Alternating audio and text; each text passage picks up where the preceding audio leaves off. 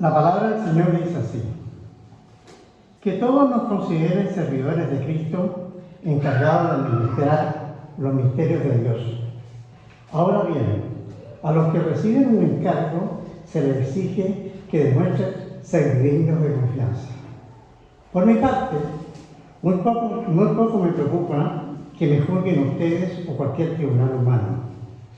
Es más, ni siquiera me juzgo a mí mismo. Porque aunque la conciencia no me remuerde, no por eso quedo absuelto. El que me juzga es el Señor. Por lo tanto, no juzguen nada antes de tiempo. Esperen hasta que venga el Señor. Él sacará a la luz lo que está oculto en la oscuridad y pondrá al descubierto las intenciones de cada corazón. Entonces cada uno recibirá de Dios la alabanza que le corresponda. Hermanos, todo esto lo he aplicado a Apolos y a mí mismo para beneficio de ustedes, con el fin de que aprendan de nosotros aquello de ir más allá de lo que está escrito. Así ninguno de ustedes podrá engreírse de haber favorecido el uno en perjuicio del otro. ¿Quién te distingue de los demás? ¿Qué tienes que no hayas recibido?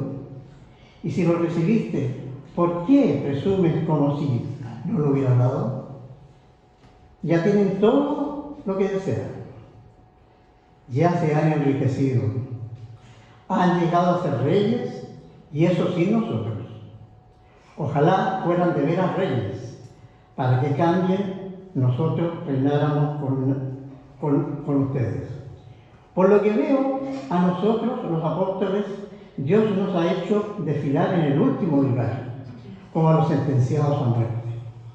Hemos llegado a ser un espectáculo para todo el universo, tanto para los ángeles como para los hombres. Por causa de Cristo, nosotros somos los ignorantes. Ustedes en Cristo son los inteligentes. Los débiles somos nosotros, los fuertes son ustedes. A ustedes se les estima, a nosotros se nos desprecia. Hasta el momento pasamos hambre, tenemos sed, nos falta ropa, se nos maltrata, no tenemos dónde vivir. Con estas manos nos matamos trabajando. Si nos maldicen, bendecimos. Si nos persiguen, los soportamos. Si nos calumnian, los tratamos con generosidad. Se nos considera la escoria de la tierra, la basura del mundo, y así hasta el día de hoy. No les escribo esto para avergonzarlos, sino para amonestarlos como a hijos míos amados. De hecho, aunque tuvieran ustedes miles de tutores en Cristo, padres sí que no tienen, porque mediante el Evangelio, no fui el Padre que les extendió en Cristo Jesús. Por tanto, les ruego que sigan mi ejemplo. Con este propósito les envía a Timoteo, mi amado y fiel hijo en el Señor. Él les recordará mi manera de comportarme en Cristo Jesús, como enseño por todas las partes y en todas las iglesias. Ahora bien, algunos de ustedes se han vuelto presuntuosos, pensando que no iré a verlos.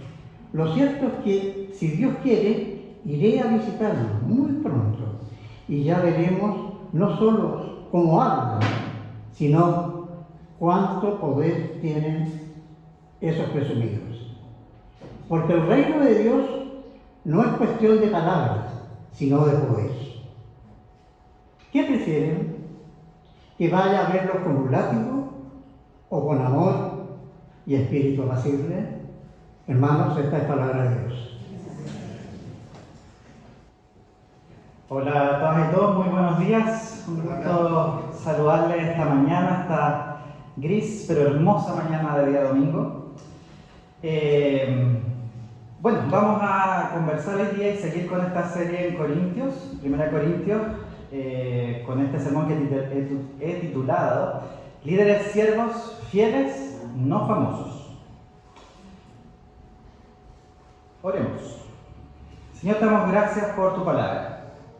Agradecemos tu misericordia y tu bondad de darnos otro día más de vida en el cual podemos regocijarnos en tu presencia, en que podemos aprender acerca de ti, de tu Hijo Jesús, y que disponemos nuestros corazones a imitarte, a ser como tú y reflejarte en este mundo. Bendice, Señor, este tiempo, bendice nuestros corazones, que sean receptivos a tu Espíritu, y bendice también mi boca para que hables lo que tú quieres que diga. En el nombre de tu Hijo Jesús. Amén. Hace unos años, un joven llegó entusiasmado a una iglesia muy grande en su ciudad. Todo era impresionante. Luces, pantallas, música en vivo. Pero lo que más le impactó fue el pastor. Carismático, elocuente, elegante. Cada domingo este pastor entraba por una puerta lateral acompañado por 2 asistentes. Nunca se le veía saludar a nadie fuera del escenario. Tenía su propia entrada, su propio estacionamiento y hasta un chofer que lo esperaba afuera. Con el tiempo, el joven de nuestra historia empezó a servir como voluntario en la iglesia. Y una vez le tocó ayudar en un evento donde vino un pastor invitado de otra ciudad. Uno mayor, con aspecto sencillo, que llegó manejando su propio auto. Al terminar la predicación, se quedó conversando con la gente, orando con algunos y ayudando a guardar las sillas. El joven, confundido, le preguntó: «Pastor, ¿usted no tiene chofer?». Y él sonrió, el pastor sonrió y le dijo: «Sí, se llama Jesús. Él dijo que vino a servir y no a ser servido, así que yo solo intento seguirlo». Esa respuesta le quedó al joven grabada para siempre. En estos tiempos, hablar de liderazgo en la iglesia podría ser un poco delicado. Tristemente, todos hemos oído, e incluso algunos han vivido, situaciones tristes y dolorosas relacionadas con líderes cristianos. Casos de abuso espiritual, de manipulación, de mal manejo de poder, de escándalos financieros o sexuales. Así también hemos visto otro fenómeno igual de dañino: congregaciones que idolatran a sus líderes, que los convierten en superhombres, en figuras intocables, más allá del bien y del mal. Y en ese ambiente el evangelio se desfigura. Ya no se trata de Cristo, sino del carisma del pastor, del estilo del predicador, del crecimiento numérico o del espectáculo en el cual se convierte el servicio del domingo. Quizás en nuestra iglesia local, aquí en Cristo Redentor, no sea este el caso, gracias al Señor. Pero como parte de la Iglesia Universal de Cristo, necesitamos volver a mirar qué significa ser un líder según el corazón de Dios. No uno fabricado por las expectativas del mundo ni por la maquinaria religiosa, sino uno que se parezca a Jesús, el siervo que se humilló hasta lo más bajo para salvarnos. Como decía adelante, durante las últimas semanas hemos estado explorando la primera parte de 1 Corintios. Y hemos visto cómo Pablo confronta a una iglesia partida por favoritismos hacia ciertos líderes. ¿Se acuerdan? Algunos decían: yo soy de Pablo, yo soy de Apolo, yo soy de Pedro. Quizás estaban evaluando a sus líderes con criterios humanos: elocuencia, sabiduría, poder, estatus. Por eso, en los capítulos 1 al 4, Pablo ha desmantelado esa forma de pensar. Y en este capítulo 4, el que estamos leyendo hoy día, cierra esta primera sección de la carta mostrando con claridad que lo que significa ser un líder de la comunidad de Cristo es ser un siervo fiel y no un triunfador aplaudido. Esto es crucial, porque a partir del capítulo 5, lo que vamos a ver en los siguientes sermones, Pablo va a tratar temas muy delicados. Y para eso necesita que los corintios entiendan primero que su autoridad no viene del poder, sino de su fidelidad y su sufrimiento por Cristo. Quiero invitarles que puedan tener sus Biblias o sus aplicaciones abiertas mientras voy hablando acerca de este pasaje. porque voy a señalar algunos versículos en particular y quiero que los vean ustedes, no que me crean necesariamente lo que voy a decir, sino que vean lo que dice la palabra de Dios. He dividido este sermón en 4 puntos. El primero de ellos tiene que ver con lo que dicen los primeros 2 versículos de 1 Corintios 4. Y es que el liderazgo cristiano es administración y no autoafirmación. ¿Qué dicen esos versículos? Dice así: así pues, ténganos los hombres por servidores de Cristo y administradores de los misterios de Dios. Ahora bien, se requiere que de los administradores, que cada uno sea hallado fiel. ¿Qué imagen usa Pablo acá? Pablo se presenta como servidor. En griego la palabra es hipeletes, que significa el remero de abajo, el que rema.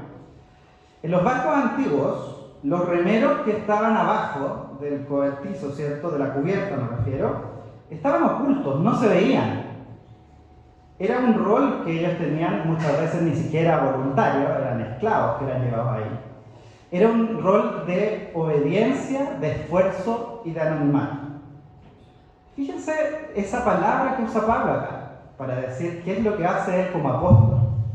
Es un servidor, un remero de abajo. Y segundo, dice que es un administrador, que la palabra es oikonomos, de donde viene diácono y otras palabras que quizá conocemos como economía, que se refiere al encargado o administrador de una casa. Si se fijan entonces, Pablo dice que él y el líder, ¿cierto?, cristiano, no es la figura central, no es el dueño del mensaje, sino que es alguien que está al servicio de otro, y en este caso es al servicio de Cristo y de su evangelio. ¿Qué es lo que administra un líder cristiano según estos versículos? El misterio de Dios, es decir, el plan de salvación revelado en Cristo, el mensaje del evangelio. No se trata de administrar dinero, no se trata de administrar eventos ni redes sociales, aunque todo esto podría ser parte del trabajo de un líder cristiano. La principal labor del líder es la administración de la palabra viva de Dios. Y eso requiere reverencia, responsabilidad y fidelidad. ¿Y qué es lo que se espera de un administrador según este pasaje? No se espera que sea popular, ni siquiera innovador o impresionante. Lo que se requiere de él o ella que sea fiel. Fiel a Cristo, su Señor.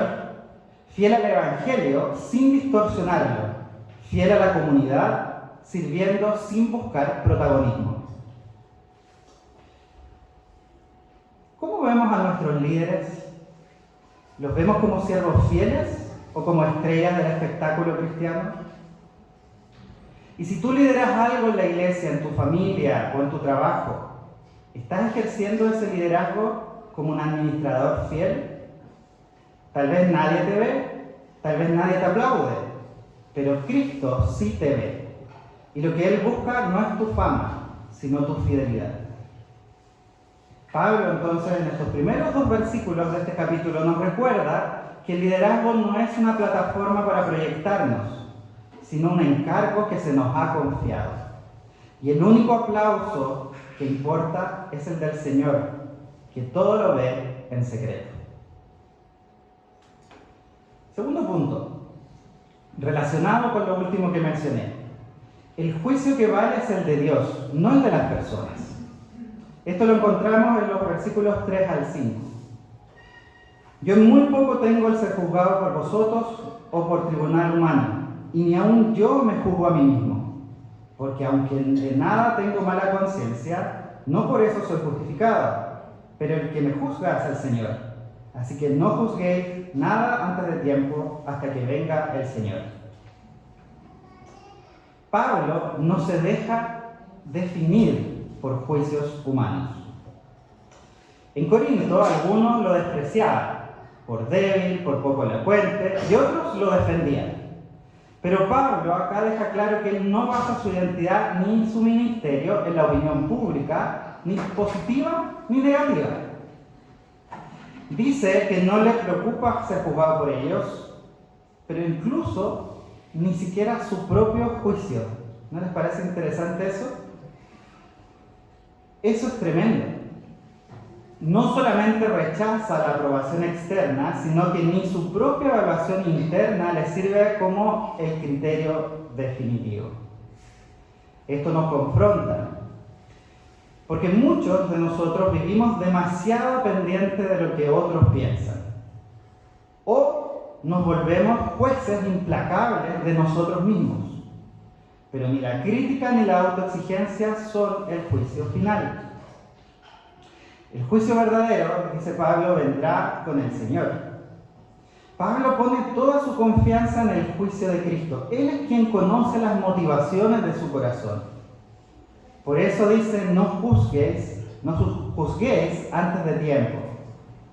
No se refiere a discernimiento moral en general, ojo con eso acá, sino que a esa tendencia a evaluar apresuradamente a los líderes según criterios superficiales. Esto lo vuelve a mencionar en Romanos. Romanos capítulo 14, versículo 4, dice, ¿quién eres tú para juzgar al criado ajeno? Que tiene que ver mucho con los elementos que tenemos nosotros para emitir juicios. Nuestros elementos son limitados. Nosotros no vemos el panorama completo. Por eso es que no es nuestra responsabilidad, ni tampoco nuestro derecho, juzgar de esta manera. De nuevo, preguntémonos a nosotros mismos, ¿cómo estamos evaluando a nuestros líderes? ¿Es por cosas superficiales como la apariencia, el carisma, la presencia escénica, o por su fidelidad al Señor? ¿Cómo nos evaluamos a nosotros mismos? ¿Nos autojuzgamos con dureza? ¿O el otro lado de la moneda, que es lo mismo, o nos justificamos demasiado fácilmente? Pablo nos invita a vivir bajo solo una mirada, la de Cristo, y a confiar que el juicio del Señor será justo, perfecto y lleno de gracia. Una pequeña historia que nos puede ayudar a aterrizar esto. Un día, una mujer se subió a una micro llena, cansada después de un largo turno en el hospital. Se sentó al lado de la ventana, esperando que el viaje fuera tranquilo. A los pocos minutos subió un hombre con 2 niños. Los pequeños empezaron a hablar fuerte, a pararse, a empujar entre ellos, y uno pateó sin querer la mochila de un pasajero. La mujer los observaba con creciente molestia. El hombre, aparentemente su papá, iba en otra, con la mirada perdida, sin decirles nada. Ella pensó, ¡qué falta de respeto! ¿Por qué no los controla? ¡Qué padre más irresponsable! Al rato, ya la mujer no aguantó más. Le dijo en voz baja pero firme, Señor, ¿no cree que debería decirle algo a sus hijos? Están molestando a todos. El hombre, por primera vez reaccionó y la miró. Tenía los ojos enrojecidos. Sí, perdón. Es que venimos saliendo del velorio de su mamá. No sé cómo explicarles qué pasó. No sé cómo actuar. La mujer no supo qué decir.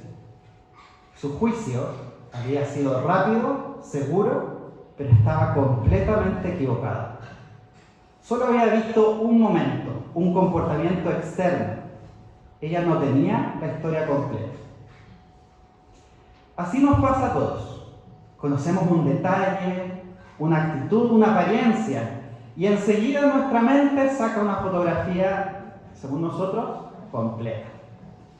Como si supiéramos todo, como si tuviéramos el poder de ver el corazón.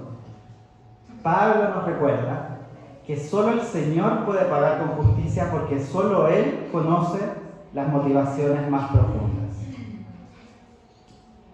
Versículo 5, ¿cierto? No juzguen nada antes de tiempo, hasta que venga el Señor. Tercer punto. El líder cristiano sigue el camino de la cruz, no el de la gloria humana. Esto lo encontramos entre el 6 y el 13 de este capítulo. Pablo en esta porción de texto lo que hace es desenmascarar la arrogancia de los corintios. En el versículo 6, Pablo les dice que ha usado a él y a Apolos como ejemplo para que aprendan a no ir más allá de lo que está escrito. Es decir, para que no se llenen de orgullo comparándose con otros. Luego, desde el versículo 7, Pablo empieza a lanzar una serie de preguntas que debemos leerlas como preguntas irónicas. ¿Ya? ¿Quién te distingue? ¿Qué tienes que no hayas recibido? Y si lo recibiste, ¿por qué te jactas como si no lo hubieras recibido? Pablo lo que hace acá está pinchando el globo del orgullo espiritual de los corintios. Les recuerda que todo lo que tienen es don de Dios y que la arrogancia no tiene lugar en el reino. En el versículo 8 hasta el 10, Pablo usa un tono intencionalmente irónico. Ya están saciados, ya son ricos, sin nosotros reinan o son reyes. Está mostrando el contraste intencionalmente entre la autoimagen triunfalista de los corintios y la realidad del ministerio apostólico, que está marcado por el sufrimiento, debilidad y desprecio. Nosotros, dice Pablo, ¿cierto?, somos puestos como los últimos, como sentenciados a muerte, espectáculo para el mundo. El camino apostólico es de humillación y fidelidad. Pablo, y acá seamos bien sensibles con lo que él está diciendo, no idealiza su rol como apóstol de Jesucristo, lo muestra en toda su crudeza. Y acá, de repente es fácil leerlo superficialmente, de nuevo emitir nosotros juicios y decir aquí Pablo como que se está haciendo la víctima, ¿ya? Y no es la idea, sino que él está siendo muy honesto cómo es vivir como apóstol. Pasamos hambre y sed, somos maltratados, trabajamos con nuestras propias manos, nos insultan y bendecimos, nos persiguen y lo soportamos. ¿A quién se parece esta imagen? ¿A quién le recuerda a los cristianos que están leyendo esta carta por primera vez? Esta imagen se parece mucho a la de Cristo y más allá a la del siervo sufriente.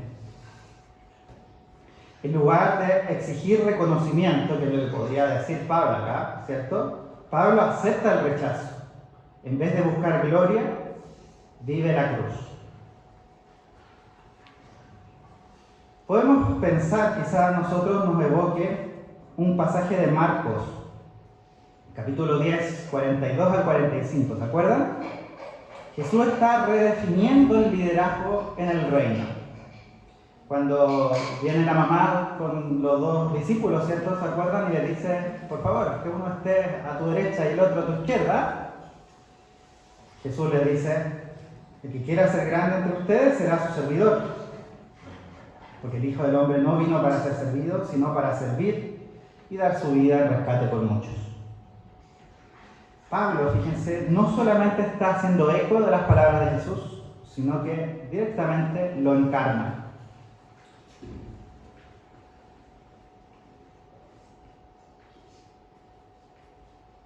Esta historia creo que la compartí en un sermón anterior, pero ahora mientras preparaba esto pienso que ilustra muy bien lo que Pablo está tratando de decir acá. Y bueno, en un pueblo en el sur de Chile me tocó conocer una vez una iglesia evangélica que nunca salió en las noticias ni nunca apareció en las redes sociales. En que el pastor llevaba más de 30 años sirviendo ahí, nunca escribió un libro, nunca lo invitaron a dar una conferencia y nunca predicó en una mega iglesia. Él trabajaba medio tiempo como profesor rural y en las tardes caminaba a visitar familias de su comunidad. Escuchaba, lloraba con ellos, oraba. Se sabía el nombre de cada niño en la iglesia, que eran muchos. Nunca tuvo auto. Siempre a todas partes iba a pie o en bicicleta o lo llevaba. Muchas veces sacaba de su propio salario, que no era mucho, para ayudar a hermanos con problemas. Yo lo conocí solamente en su funeral. Yo no lo conocía en vida. Cuando él murió, su funeral fue bastante sencillo. No vinieron pastores famosos, pero sí vino toda la comunidad. Las personas hablaban entre lágrimas de cómo Él los había acompañado en sus momentos más oscuros, cómo Él había mostrado el amor de Cristo, no desde un púlpito elevado con luces, sino desde el suelo, como uno de ellos. Sus 3 hijitas, ya adolescentes, que eran líderes de la iglesia, al final del funeral dijeron: el mundo no lo conoció, pero el cielo sí.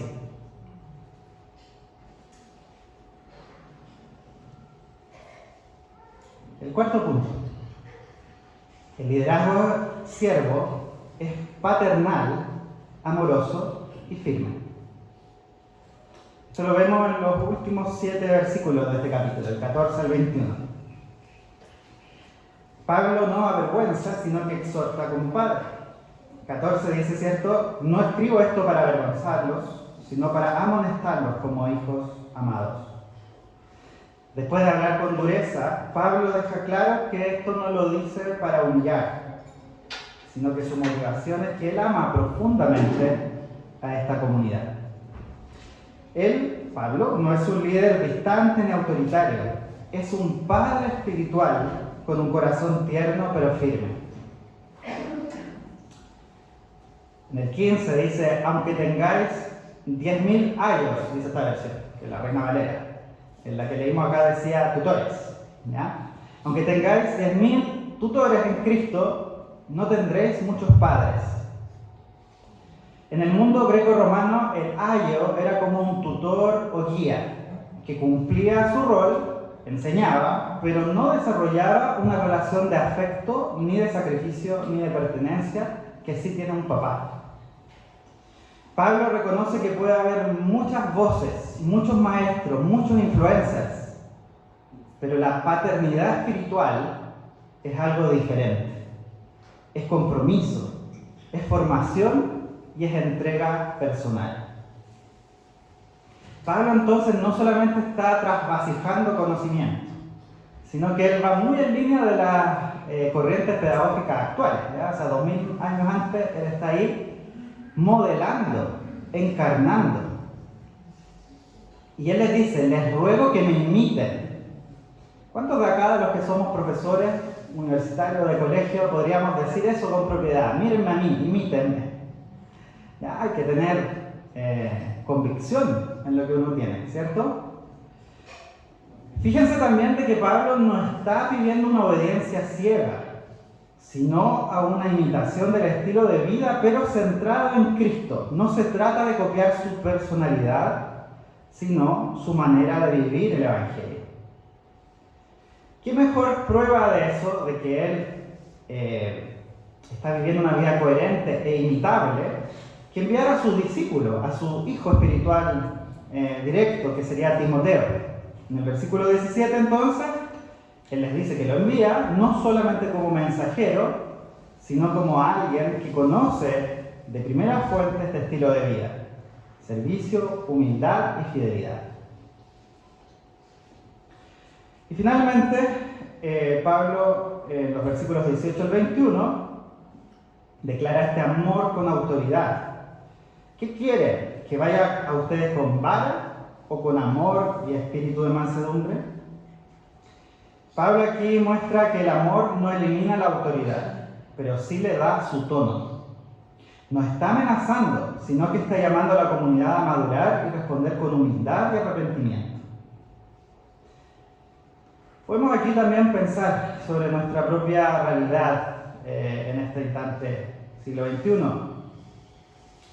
¿Qué tipo de liderazgo entonces nosotros conocemos y ejercemos o recibimos en nuestro contexto?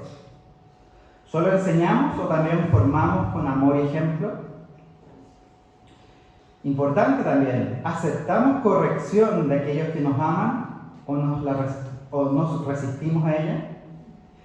Creo que a medida que nos vamos poniendo mayores, más viejitos, adultos, cada vez nos cuesta más ser sensibles a la corrección. Y creo que eso es un punto en el cual debemos abrir los ojos cuando se nos está corrigiendo con autoridad, con amor y con base sobre todo en la palabra. ¿Cómo podemos ser nosotros líderes que combinan firmeza con ternura, verdad y gracia? En este punto entonces vemos que en un mundo que está lleno de voces y guías, el reino necesita padres y madres espirituales, personas dispuestas a amar y corregir, modelar y acompañar. Así lideró Pablo, así lidera Cristo, y así somos llamados a liderar también nosotros. Para ir cerrando ya este mensaje, algunas reflexiones y preguntas finales de lo que fue este capítulo. Hoy hemos recorrido 1 Corintios 4 y vemos entonces una imagen muy distinta del liderazgo cristiano que tal vez conoció este joven de la ilustración al inicio. Esta iglesia llena de luces, escenario, música como un show, como muy distinto, ¿cierto? Pablo nos ha mostrado de que el verdadero líder no busca ser admirado, sino fiel. No se exalta a sí mismo, sino que se entrega a sí mismo. No vive para impresionar, sino para servir. Y aunque no todos aquí somos pastores o líderes formales, todos y todas tenemos algún grado de influencia en nuestras familias, en nuestras comunidades, en nuestro lugar de trabajo o de estudio. Y todos podemos caer en la tentación de buscar reconocimiento, de vivir para la aprobación de otros y también de juzgar a quienes nos rodean. Pensemos entonces en qué áreas de nuestra vida hemos tendido a esta tentación de querer ser vistos en lugar de ser fieles. También podemos pensar de qué manera estamos evaluándonos a nosotros mismos o evaluando a otros, con los ojos del mundo o con los ojos de Cristo. ¿Estás dispuesto a vivir sin aplausos? ¿A caminar el camino de la cruz en tu trato con otros? Como iglesia, creo que también este pasaje nos invita a revisar cómo tratamos a nuestros líderes, a nuestros pastores. ¿Estamos idolatrando a estas personas o a través de ellas nos sentimos motivados a seguir a Cristo? Muy importante, queridos y queridas, ¿estamos acompañando a nuestros líderes en sus cargas o solo esperamos que lo hagan todo perfecto? ¿Somos una comunidad que honra la fidelidad más que el brillo? Ya les decía yo que quizás muchas de estas cosas que Pablo está señalando en nuestra iglesia, gracias a Dios, no se ven tan fuertemente o tan chocantes, pero, como dice la misma escritura, el que cree que está firme, mire que no caiga. Pienso que tenemos que tener esto en mente y cuidar a nuestros pastores, a nuestros líderes. Pablo soñaba con una iglesia madura, no guiada por la arrogancia ni por las apariencias, sino por el amor, la verdad y la humildad. Y esa sigue siendo la invitación de Dios para nosotros hoy. Queridos y queridas, quizá el mundo nunca conozca tu nombre, quizá nunca lideres un ministerio grande ni prediques desde una plataforma, pero si sirves con fidelidad, si caminas con humildad, si amas como un padre o una madre espiritual, el Señor lo ve. Y ese día, dice Pablo, cada uno recibirá su alabanza de Dios. Que vivamos no para el reconocimiento del momento, sino para esa alabanza eterna que solo Él puede dar. Oremos.